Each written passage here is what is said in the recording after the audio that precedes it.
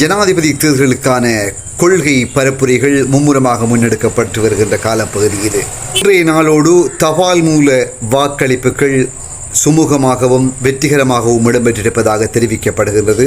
தபால் மூல வாக்களிப்பு தொடர்பாக பல்வேறுபட்ட கருத்துக்கள் முன்னிலைப்படுத்தப்பட்டு வருகின்றன. புதிய ஜனாதிபதி ரணில் விக்ரமசிங்க தபால் மூல வாக்களிப்பானது தங்களுக்கு சாதகமாக இருக்கின்றது என்பதாக கூறியிருந்தார் தேர்தல் பரப்புரை கூட்டம் ஒன்றில்.